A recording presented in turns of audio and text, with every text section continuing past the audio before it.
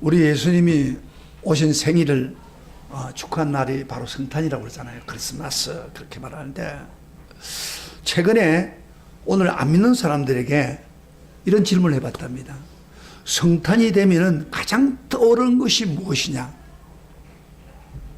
성탄이 오면은 25일에 12월 25일에 오면은 가장 떠오르는 이미지가 뭐냐? 그렇게 물었더니 제일 먼저 떠오르는 게 산타크로스라고. 산타크로스라고 세상 사람들이 그러면 산타크로스. 여러분, 예수님의 성탄인데 산타크로스가 왜 나와요? 이게 잘못 인식되고 있는 거예요. 그래서 어떤 사람들 불신자 중에서 예수님을 산타크로스 할아버지로 생각하는 사람이 있어요. 설매를 타고 와서 선물을 갖다 주는 분으로 생각을 하고 있단 말이에요. 얼마나 잘못된 성탄에 대한 인식입니까? 그러면 왜 이렇게 되었습니까? 왜? 불신자들이 무슨 성탄 납니까? 우리 먼저 믿는 사람들이 성탄을 바로 알리지 못한 책임입니다. 불신자들은 성탄을 어떻게 합니까? 우리가 이야기하는 되는 거거든요. 그런데 우리가 바로 먼저 믿는 사람이 성탄을 정확하게 알고 믿지 않은 사람에게 성탄이 이런 날이라 하고 말하지 않은 그 책임이 우리에게 있다는 것입니다. 자, 여러분, 불신자가 여러분 앞에 와서, 야, 당신 예수 믿는다고 그러는데 성탄날이 뭐예요? 무슨 날이에요? 그렇게 물으면 여러분 뭐라고 대답하겠습니까? 그다음에 뭐 예수님이 태어난 날이다, 이러면 아무 감동도 못 줘요. 그럼 어떻게 대답해요? 예수님이 왜 태어나야 하는가를 설명해 줘야 될까? 그 성탄이 나에게 어떤 의미를 주는가? 분명한 성탄의 목표를, 분명한 뜻을 알려줘야 됩니다. 제가 우리 수영을 하다가, 제가 수영을 하다가 불신자 아주 평소 때 이렇게 이야기하던 사람, 성탄인데 성탄이 무슨 날인지 압니까? 그러니까 뭐 잘 모르겠네요. 성탄, 예수님이 태어났다는, 그리고 예수님이 왜 태어난 줄 알아요? 잘 모르겠는데요. 그래서 내가 좀 파고 들어가면서, 예수님이 왜 태어났나? 당신이나 우리 죄를 대신해서 십자가에 죽으려고, 우리의 문제를 해결하려고 왔습니다. 구원을 주려고 합니까? 이 사람이 듣다가 아마 기독교에 대해서 나쁜 생각을 가지고 있는, 뒤로 빠지면서 뭐 전도 안 하니까 막 피하는 걸 보았는데, 어쨌든 안 믿는 사람들이 무슨 이야기를 하면은, 우리 믿는 사람이 성탄은 이렇습니다, 당신이나 나나 모두에게 이런 의미가 있습니다, 그렇게 이야기를 해줘야 됩니다. 이게 우리 책임입니다. 그렇게 안 해줬기 때문에 산타크로스는 아무 상관없습니다. 산타크로스는 언제 생겼냐면은 오랜 세월이 지나니까 핀란드의 어떤 사람이 선행을 하는 사람한테 뭘 좀 주고 싶으니까 그 어떤 할아버지가 한 분이 그렇게 주기 시작한 것부터 산타크로스 할아버지가 생긴 거죠. 예수님과 상관이 없습니다. 그래서 오늘 저는 성탄 설교를 하면서 그저 우리가 은혜 받고 감동받는 걸로 끝나는 게 아니고, 내 주변에 믿지 않은 사람들에게 성탄이 정확히 무엇인가를 설득하는 그런 그 확신을 가져야 됩니다. 그래야 불신자들에게 체계적으로 성탄을 가르칠 때 이 세상이 바꿔집니다. 여러분, 예수님의 탄생은요, 자, 설교를 들으세요. 설교를 들어서 이야기를 해야 될 거 아니에요. 예? 설교 들으세요. 뒤에도 마찬가지로 설교 들으세요. 예수님의 탄생은 세상 종교 창시자들, 예수님도 종교죠. 기독교를 창시했잖아요. 그런데 세상 종교 창시자들, 석가나 공자나 마호메트, 공자까지 말하지만 마호메트, 이런 창시자들과 어떤 차이가 있습니까? 근본적으로 다릅니다. 이들의 탄생은, 우리 석가탄이를 얼마 전에 전했잖아요. 이들은 자기가 이 세상에 처음으로 태어난 날을 기념하는 날입니다. 이 세상에 자기 생명이 처음으로 태어난 날이에요. 거기 그들의 탄생이에요. 그러나 우리 예수님은 2000년 전에 처음으로 자기 생명이 태어난 그런 탄생이 아닙니다. 예수님은 이미 영원 전에 생명을 가진 자로 존재하고 있다가 2000년 전에 육신으로 이 세상에 오신 것입니다. 완전히 다르죠. 자기 생명이 처음 탄생한 날이 아니다 이 말이에요. 그래서 오늘 그 사도 요한은 1절 이거 굉장히 좀 어려운 말입니다. 좀 설명해 드릴게요. 1장 1절부터 우리가 14절 한번 14절 보고 나중에 1절부터 보겠습니다. 14절을 딱 한마디로 봅시다. 이거 유명한 성경 구절이죠. 다 같이 시작. 말씀이 육신이 되어 우리 가운데 거하심에 우리가 그의 영광을 보니 아버지의 독생자의 영광이요 은혜와 진리가 충만하더라. 말씀이 어떻게 됐다고요? 육신이 되어 육신을 입고 말이에요. 우리 가운데 거하니까 우리가 그 영광을 보니까 아버지의 독생자의 영광이요 은혜와 진리가 충만하더라. 그런 이야기입니다. 말씀이 육신이 되었다 그렇게 말해요. 한마디로 예수님 탄생을 한마디로 말합니다. 쉽게 말하면 이미 존재해 있던 말씀이 육신을 입고 이 세상에 왔다. 그럼 이 말씀을 한번 유의해 봅시다. 요한이 제일 먼저 요한복음에 서면서 태초에 말씀이 계신다부터 시작됩니다. 1절부터 3절 같이 봅시다. 다 같이 시작. 태초에 말씀이 계시니라. 이 말씀이 하나님과 계셨으니 이 말씀이 곧 하나님이시니 그가 태초에 하나님과 함께 계셨고 만물이 그로 말미암아 지은 바 되었으니 지은 것이 하나도 그가 없이는 된 것이 없느니라.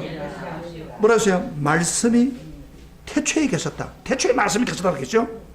근데 좀 보세요. 이 말씀이 누구하고 함께 계셨? 하나님과 함께 계셨다고 그랬어요. 그 다음에 조금 더 진전됩니다. 이 말씀이 곧 하나님이라고 그랬습니다. 그리고 그 다음 3절 넘어가면 그 만물이 그로 말미암아 창조되었다고 그랬죠. 창조자입니다. 그 누구예요? 말씀. 바로 영원 전부터 계셨던 성자, 성부 성자 예수님을 말하고 있습니다. 성자 예수님이 영원 전에 계셨다가 이 세상에 2000년의 육신을 입고 마리아의 몸을 빌려서 이 세상에 오셨다는 것입니다. 그날을 축하하는 날이 바로 우리 기독교에 말하는 크리스마스 성탄입니다. 세상 종교 지도자들이 처음으로 생명을 얻어서 태어난 날, 우리도 태어날 때 처음으로 생명 얻는 날, 그게 우리 생일이잖아요. 그게 아니라 바로 영원전부터 계셨던 그 하나님이 이 세상에 육신을 입고 마리아의 몸을 빌려서 이 세상에 오신 날, 그것이 바로 성탄이란 말이에요. 일반 종교 지도자들과 예수님의 성탄 다른 점을 알겠습니까? 알겠습니까? 이것부터 모르면 안 돼요. 다릅니다.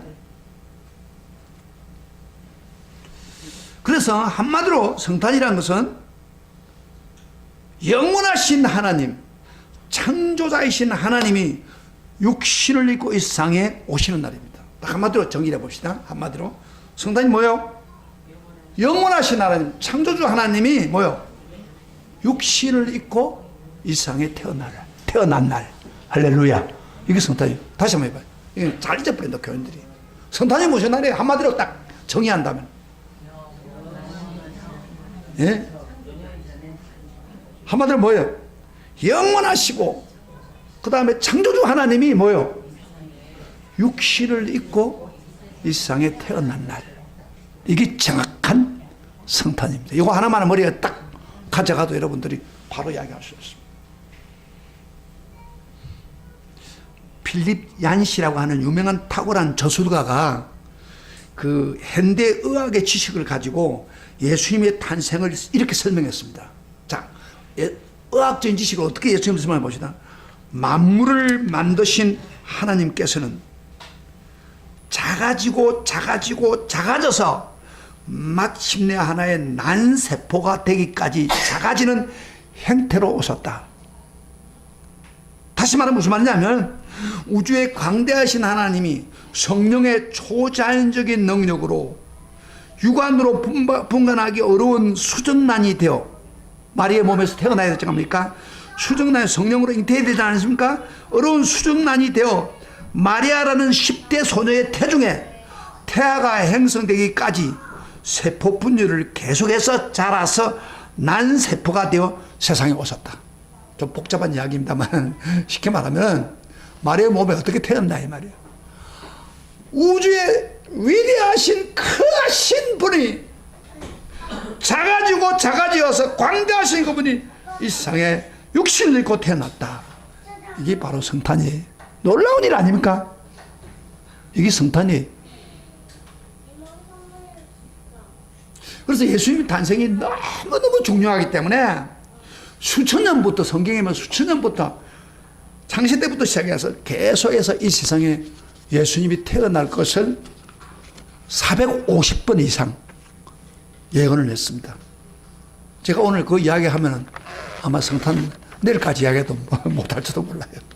그거 다 할 수 없고 특별히 가장 대표적인 사람을 통해서 예수님의 탄생을 언급한 것을 제가 성경을 찾아가지고 구약을 찾아서 여러분에게 말씀드리겠습니다. 예수님의 탄생은 제일 먼저 언급된 게 언제인 줄 압니까?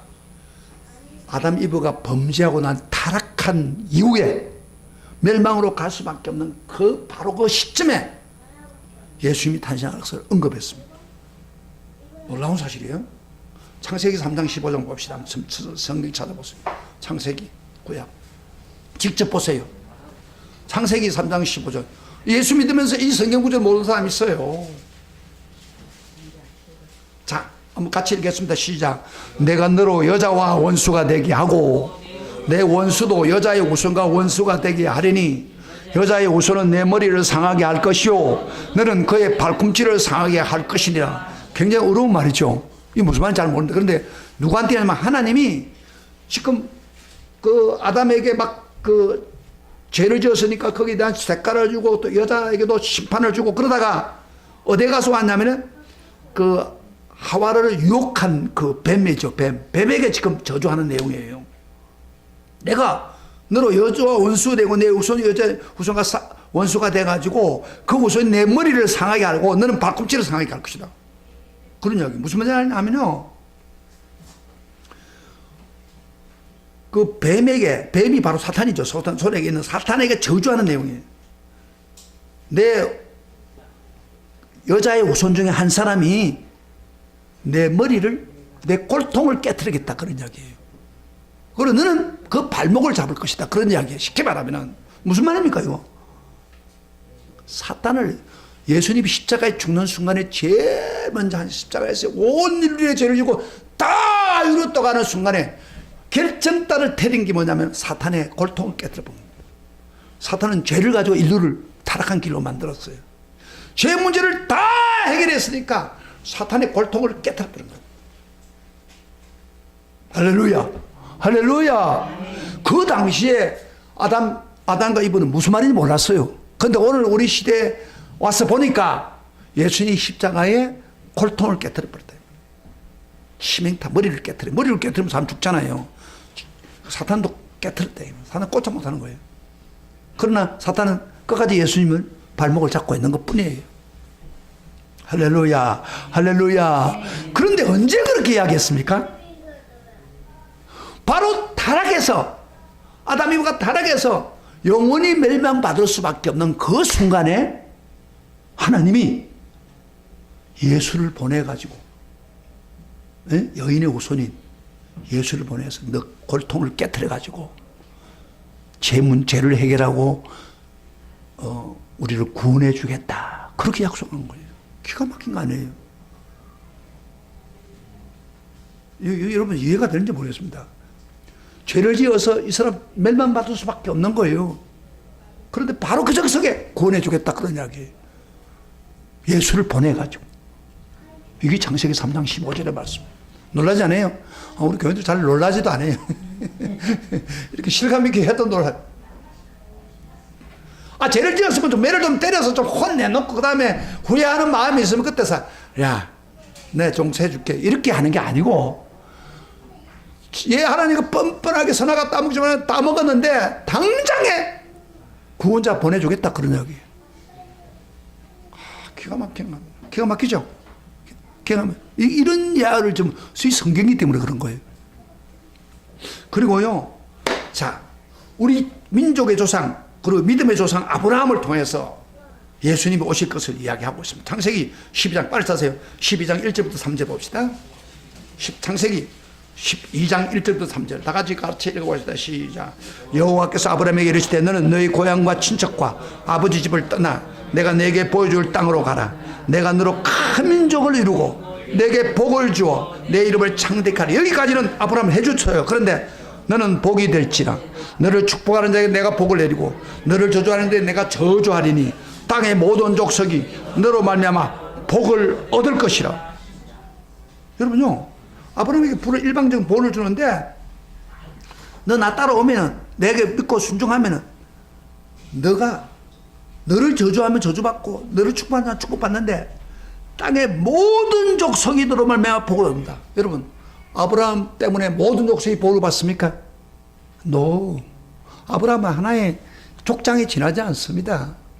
그럼 뭐 어떠는 거예요? 너를 인해서 모든 족속이 복을 받는다. 그것도 그 이스라엘 사람만 아니라 모든 족속, 우리나라 사람들까지. 어디?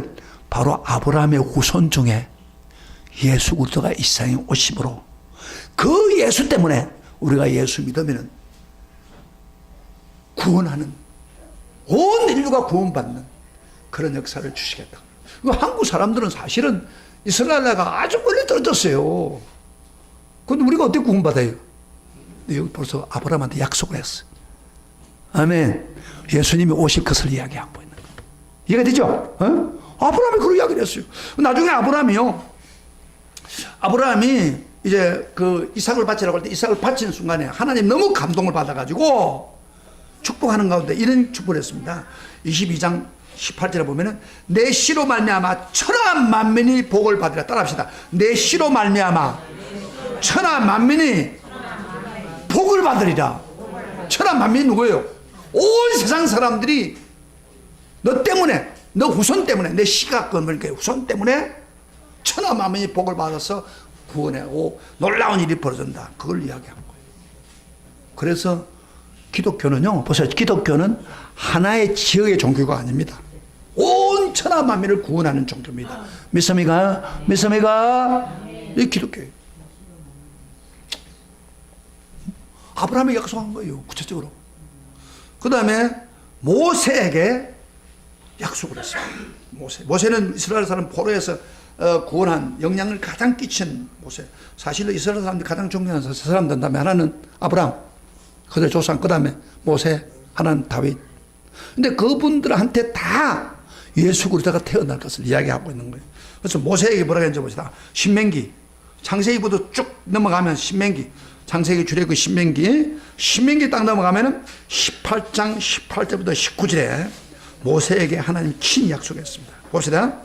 신명기 18장부터 19절. 이건 여러분 기본적인 겁니다. 사실은 보세요. 성경에 이건요, 예수님 오시기 전 한 4,000년 전에 기록된 거예요. 미리 그리 이야기, 옛날에 한 거예요. 18절부터 19절까지 시작.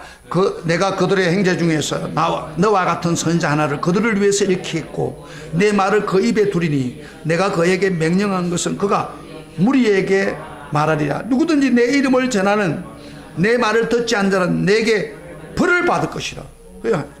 지금 이야기합니다. 모세 보고 하는 거예요. 모세, 위대한 지도자 모세 보고 너와 같은 선지자 한 사람을 내가 일으킨다.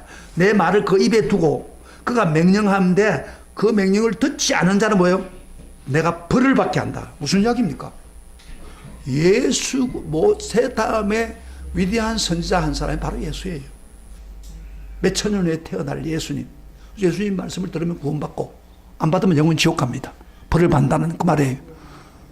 그래서 지금 길거리 지나가는 저 믿지 않은 사람들, 크리스마스인데도 불구하고 모르고 지나가는 저 사람들 전부가 예수만을 안 믿기 때문에 영원히 멸망받는 거예요. 우리는 거기서 죄인되고 예수 앞으로 놓은 거예요. 할렐루야. 아멘. 구원받는 거예요. 이 바로 예수가 오실 것을 이야기하고. 그 다음에 또 마지막 하나 봅시다. 다윗 왕. 이스라엘 사람들이 가장 존경하는 다윗 왕은 나중에 그가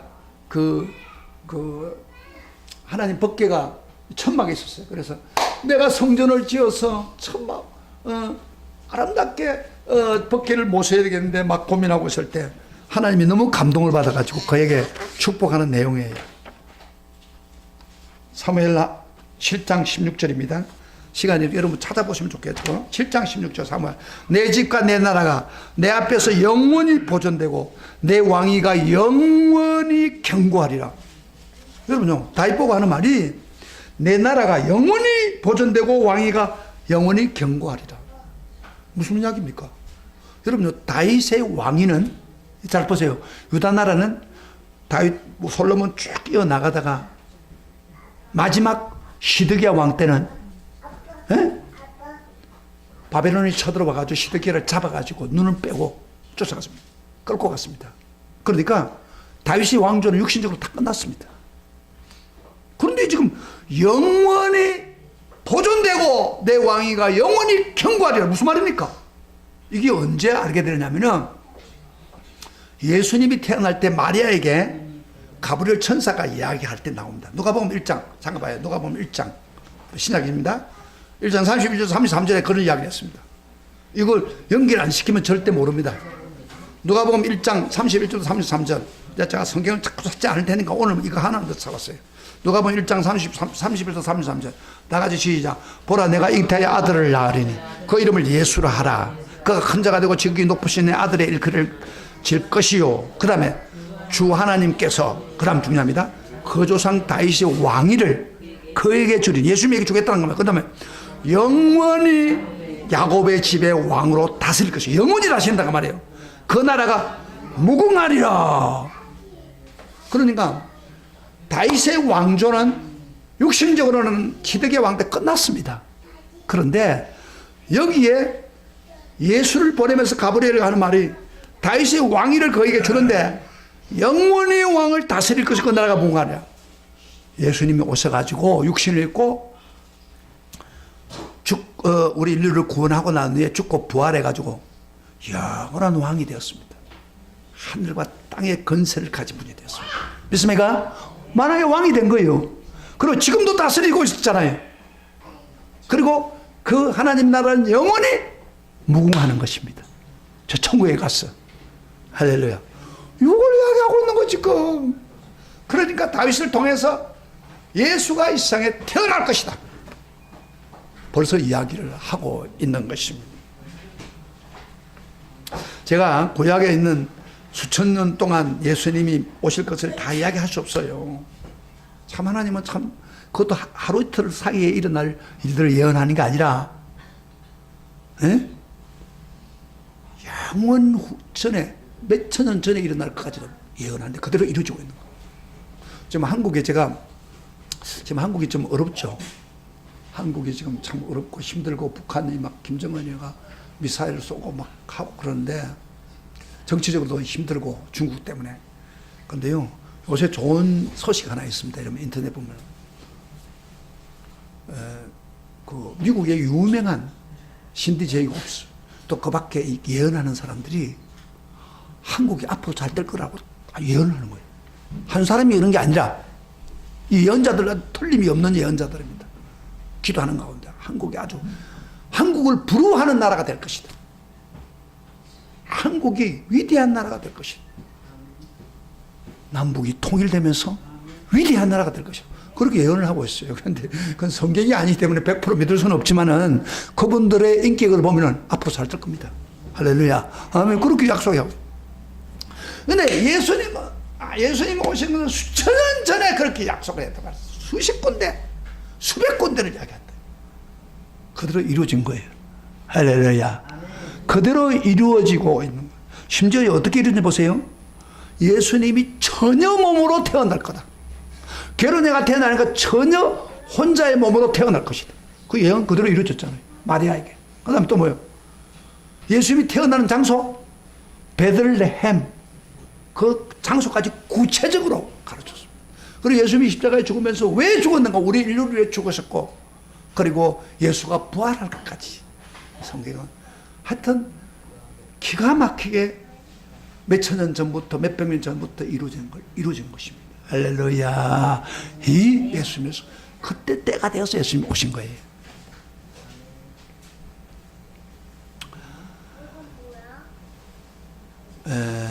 그래서 오늘 우리가 꼭 유의할 것은 이 이야기를 다 할 수는 없잖아요, 제가요. 그러니까 하나님이 계속해서 수백 번을 선지자를 통해서 이야기할 땐 큰 뜻이 있습니다.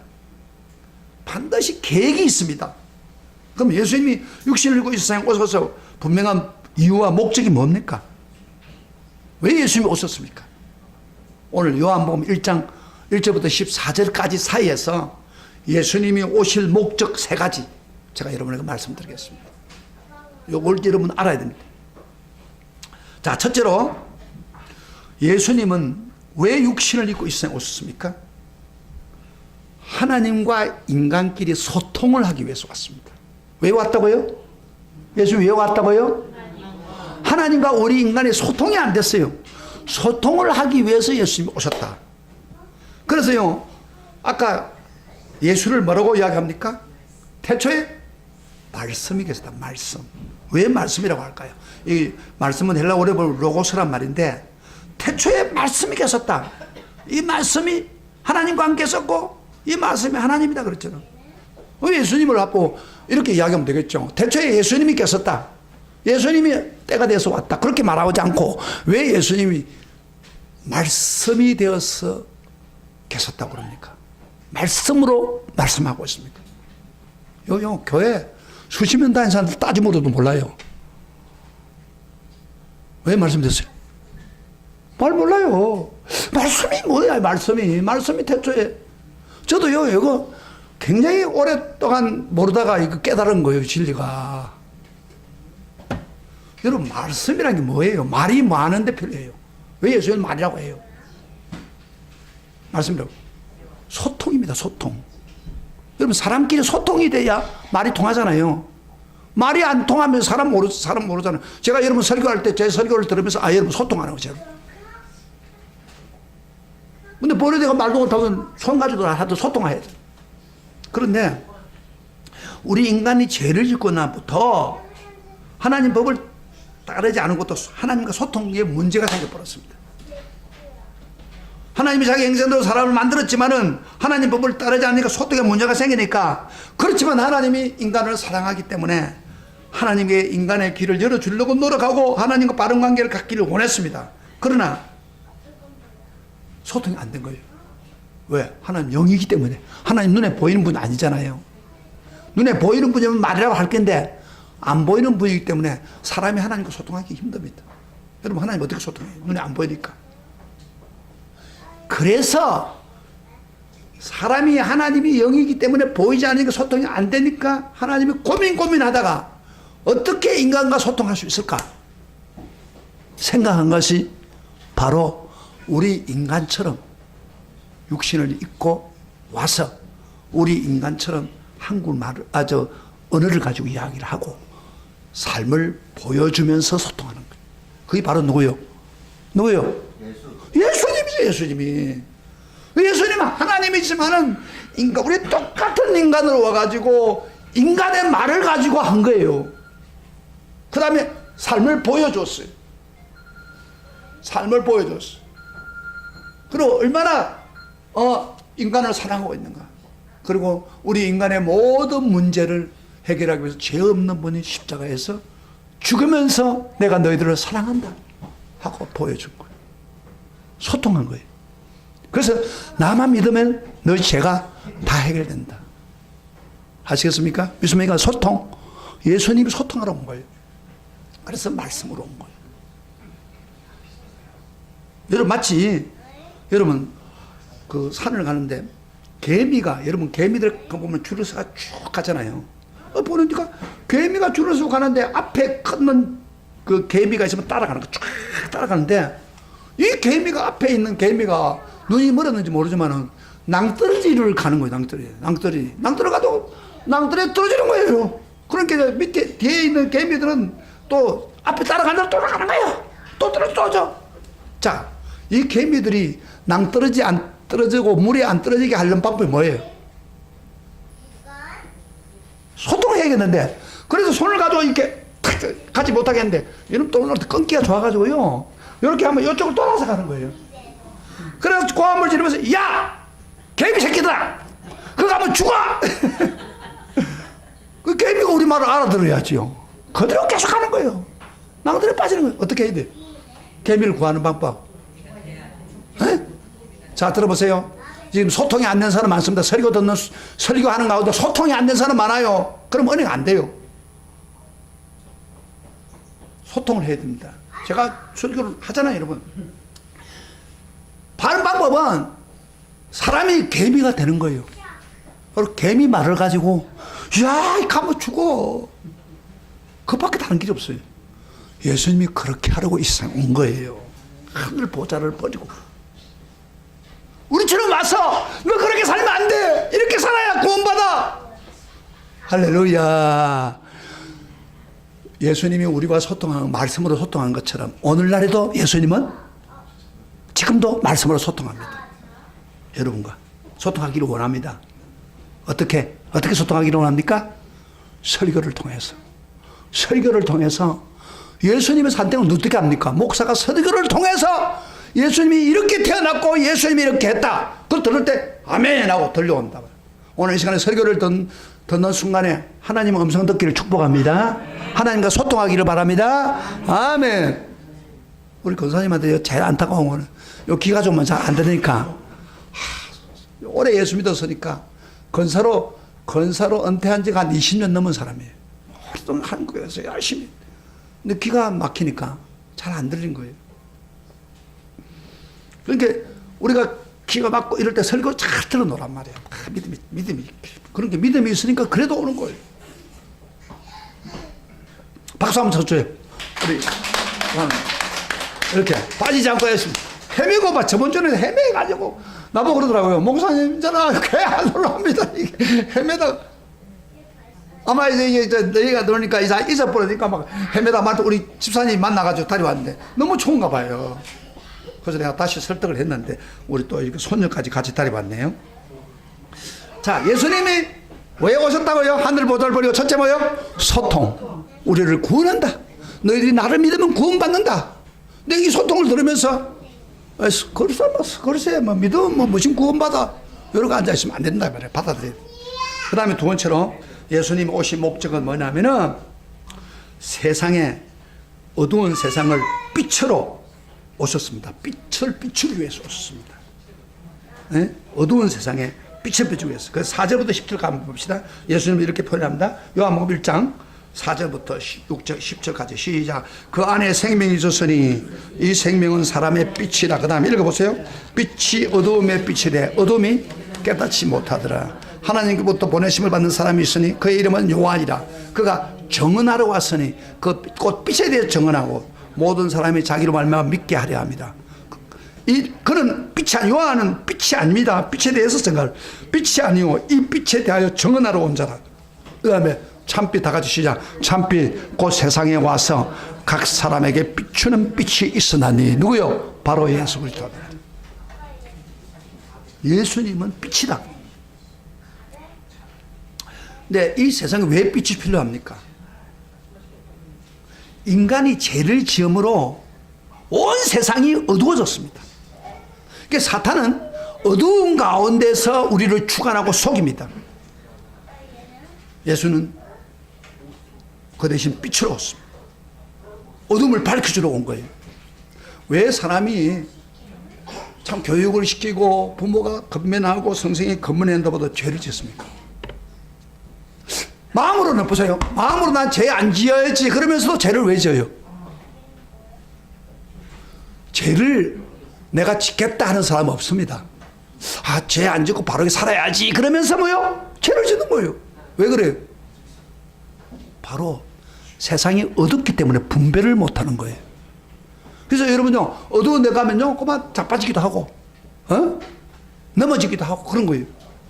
그러나 빛이 있으면 어때요? 대낮에는 환하니까 넘어지지 않습니다.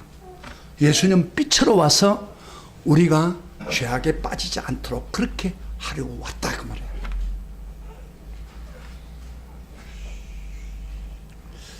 그리고 예수님을 빛이신 예수님을 붙잡고 살면 우리는 절대 죄에 빠지지 않습니다. 요한복음 12장 16절에 이런 말을 했습니다. 예수님이 나는 빛으로 세상에 왔나니 무릇 나를 믿는 자로 어두움에 거하지 않게 하려 합니다. 그러니까 예수를 쫓아오면은 어두움에 떠나게 되는 거예요.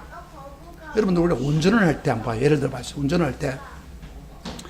운전할 때 제일 위험한 게 뭐냐면요, 차가 이렇게 많기 때문에 환히 보여야 됩니다. 시야가 딱 보여야 운전이 되는데 잘 안 보이면 골라요. 그래서 운전하다가 안 되는 사람은 안경을 어두적지, 저 같은 경우는 완전 어두적으로 삐었다 보여요. 육신의 눈이 밝아야 돼요. 공부하는 것도 왜 공부해요? 공부는 육신의 눈보다도 정신적인 눈이 열리기 위해, 그래서 지혜롭게 세상을 살기 위해서. 그러나 이것보다 더 중요한 빛이 있습니다. 육신의 눈, 그 다음에 정신적인 눈보다도 더, 정신의 빛보다 더 중요한 게 있어요. 영적인 빛입니다. 도덕적인 빛입니다.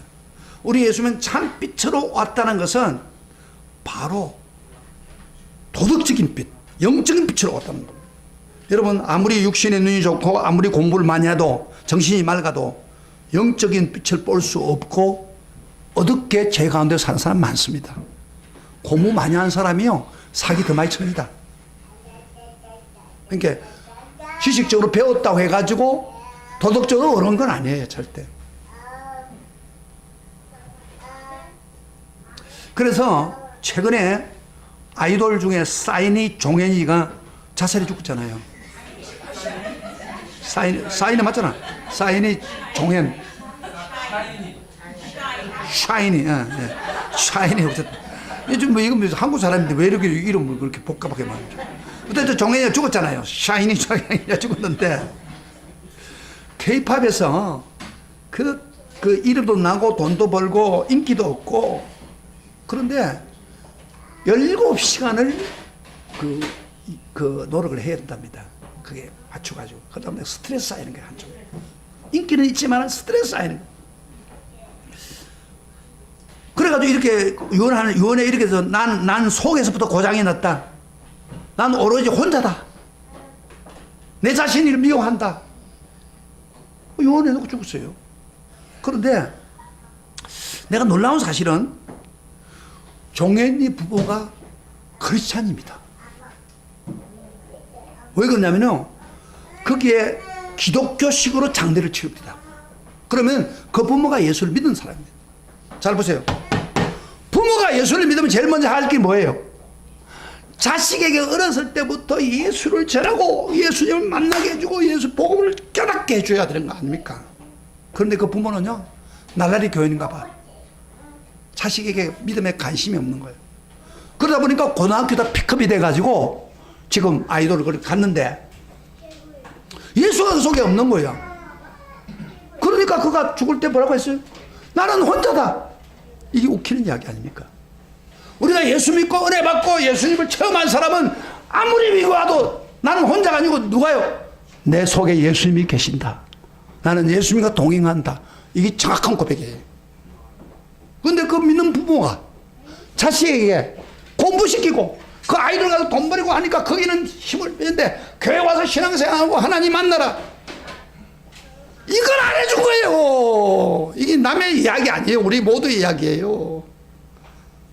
그러니까 그렇게 추세해도 별 수 없는 거예요. 젊은 사람이 죽어버렸어. 자살했어. 자살이 뭔지 나쁜지도 모르고 앉아요. 그 부모가 크리스찬이야. 이래서는 안 되잖아요. 참빛 예수는 도덕적인 좀 영적인 빛입니다. 그래서 생명의 빛으로 우리에게 왔었다 이 말이에요. 죄악의 길에 가지 않도록. 그래서 우리가 사탄이 우리를 어둠에서 눌러갈 때 우리가 예수를 꼭 붙잡고 나가면 우리는 바른 길로 가게 됩니다. 그래서 어렸을 때부터 말이요, 예수 잘 믿는 거 이게 기가 막히는 거예요. 예수만 잘 믿으면요, 타락한 길로 가라고 안 해도, 바른 길로 가라고 안 해도 족바로 가게 되어 있습니다. 저를 보세요. 저 그렇잖아요. 저가요. 예수 만났으니까 다른 데 갈 데가 없어요. 갈 수 없어요. 저는요, 만약에 저 타락한 기질이 제게 좀 있어요. 제 정욕대로 가면요 막 무서워요. 하나님이 두드릴 것 같아서. 하나님을 만났으니까. 그 다음에 마지막 하나 더 봅시다. 마지막 하나. 예수님 오신 것은 첫째로 뭘 했어요?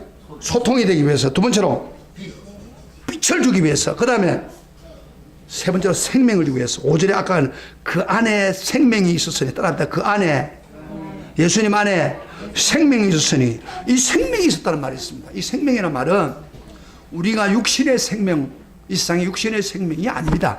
원어에 보면은 조에라는 말입니다. 조에. 헬라 말로 조에. 조의 생명. 이 말은 무슨 말이냐면은 영생의 생명이랍니다. 영생. 영원히 사는 조의 생명입니다. 그 생명을 예수님이 속에 있었다. 그러면 이 조회를 내가 얻으려면, 영생의 생명을 얻으려면 어떻게 됩니까? 12절부터 13절 같이 봅시다. 영접하는 자, 곧 그 이름을 믿는 자들에게는 하나님의 자녀가 되는 권세를 주시니 이는 혈통이나 육정으로 사람의 뜻으로 나지 않고 오직 하나님께 난 자다. 이거 무슨 말이요? 예수님이 조의 생명을 가지고 있으니까, 영생의 생명을 가지고 있으니까 그분을 마음의 진실로 영접하고 환영하고 그분과 연결되면은 나 자신이 그 생명을 얻게 되는 거예요. 이 혈통으로나 육정으로 나는 게 아니고 바로 예수를 영접하는 순간에 생기는 것입니다. 니고데모에게 줄 때 거듭난다 그 말도 바로 그 조의 생명이 생명을 얻었다 그런 이야기예요. 하늘로부터 나는 생명이죠. 그래서 요한 복음을 쓴 사도 요한이 요한 1서 5장 1절부터 12절 이런 말을 했습니다. 유명한 말을 했습니다. 또 증거는 이것이니 하나님이 우리에게 영생을 주신 것과 이 생명이 거의 아들 안에 있는 그것이라. 이 생명이 조의 생명입니다. 영생의 생명. 그 아들에 있는 것이라. 아들이 있는 자에게 따라합시다. 아들이 있는 자에게는 생명이 있고 아들이 없는 자에게는 생명이 없느니라. 이 생명은 조의 생명, 영생의 생명입니다. 이 영생의 생명을 예수를 통해서 영접하면서 내 속에 있어야 우리가 천국을 가는 거예요. 이 생명 없어지지 않아요. 육신은 죽어도 조의 생명이 있으면은 영생의 생명이기 때문에 천국으로 가는 거예요. 그러나 교회를 다녔다고 해서 자동적으로 조의 생명이 주어지지 않습니다. 영생의 생명이. 예수를 진실로 영접하고 그분을 내가 모시고 그 생명이 내 속에 있을 때, 예수님이 내 속에 있을 때 그 영원한 생명이 내 생명이 되는 거예요. 마치 피를 말이죠. 피를 수혈하면 피가 들어가는 것처럼 마찬가지로. 잘 보세요. 많은 사람이 착각하고 있는 게 뭐냐면 들어보세요. 어떤 착각을 하고 있냐면 교회만 다니면 구원받는다. 자, 옳다고 사는 동그라미 쳐보세요. 옳습니까? 물론 교회 다니면서 구원 얻죠. 그러나 교회 다니는 사람 모든 사람이 구원받는다? O입니까? X입니까? X입니다. 그러나 그 속에 예수님이 계신 자는 구원받는다. O입니까? X입니까? 오! 왜? 예수님의 생명이 우리 속에 계시니까. 제가 부활신앙을 강조하는 이유가 거기에 있는 거예요. 예수님이 내 속에 계실 때 그 생명이 내게 줘요. 여러분, 우리가 인생을 살다가 갑니다. 가는데 딱 한 가지, 구원받는 사람과 안 받는 사람이죠. 내 속에 예수님의 생명이 있느냐 없느냐 그게 보는 거예요. 그래서 사도 바울은요 고린도후서 13장 5절에 이런 말을 했습니다.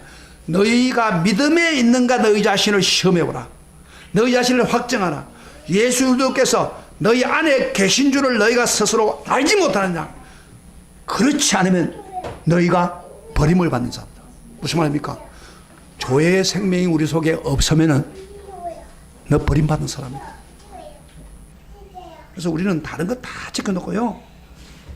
예수님의 생명이 내 속에 연결되어야 돼요. 여러분, 예수님의 영생의 생명이, 조의 생명이 여러분 속에 있습니까? 있습니까? 희미합니까?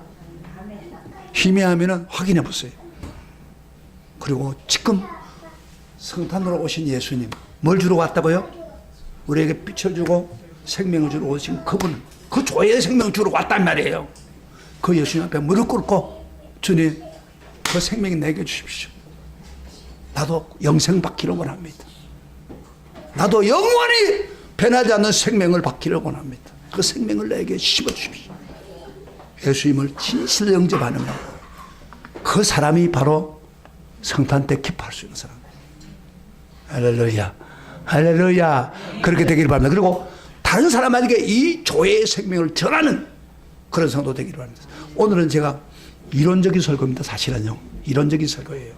예수님 오신 목적입니다. 난 내일은 예수를 만나게 해줄 것입니다. 여러분들, 예수님을 만났을 때 많은 분들이 감기가오 기뻐하는 그 기쁨이 내일 설교를 들어야 그 감동이 옵니다. 자, 오늘 다 같이 일어나시길 주의 바랍니다. 일어나고 찬양 하나 합시다. 찬양 하나 하면서, 우리 찬양 하면서 예수님이 이 세상에 오신 것에 대해서 찬송 하나 봅시다. 천사들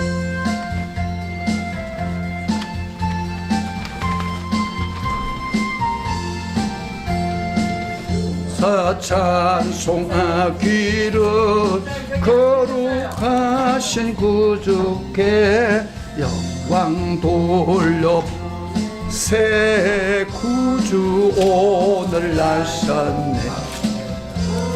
작은 나라들 기뻐하여라. 영광 받을 왕의 왕 베들레 나선 영광 받을 왕의 왕 베들레